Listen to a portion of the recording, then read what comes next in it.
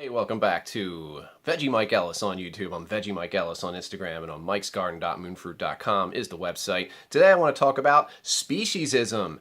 Ooh, I don't like speciesism.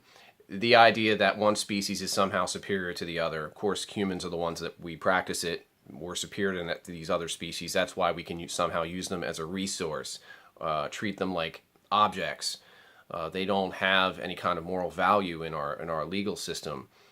Animals, they don't have moral value, at least as far as how we treat them. Now, if you ask somebody, if I ask you, do animals have moral value? You would probably say yes. When you think of your cats and your dogs and our pets, oh, they have moral value. They have feelings. They're part of the family. Well, that's speciesism at work, because it's not just humans are better than animals. It's cats and dogs are somehow better than cows and pigs and goats and fish. Or if you have a pet fish, you have an aquarium with a fish and you love your fish and you eat fish. A lot of vegans don't talk about that, but I had fish and, before I was vegan. Funny part is I don't have fish now. I probably maybe get a pond someday. Again, I build a pond in my old house. I digress.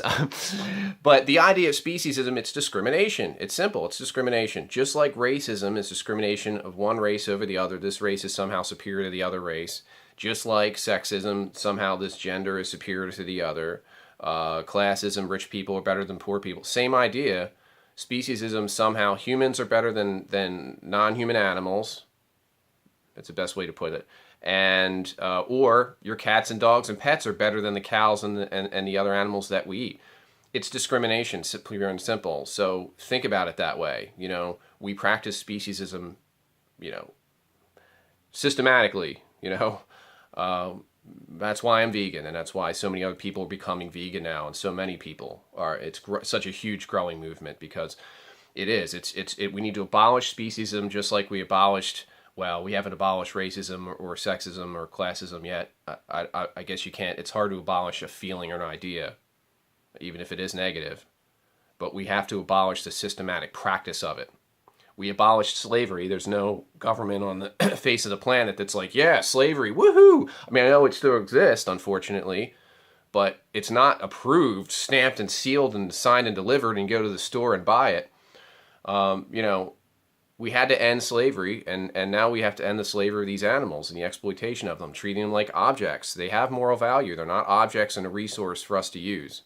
Really. I mean, do you think cats and dogs, could I use a cat or a dog, the way we use animals and cows and pigs and skin them and use their, wear their, if I wore a dog, leather around with me, or drank dog milk or ate dog meat, it's so offensive. But in parts of Asia, they eat dogs. That's speciesism at work once again.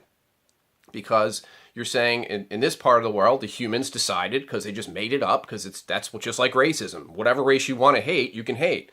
Well, not that it's hate as much as it's just, ooh, I'm hungry, let's eat, But we're using them as a resource, and we're treating them like objects. They're not objects. They want to live. They have feelings. They feel pain, just like we do.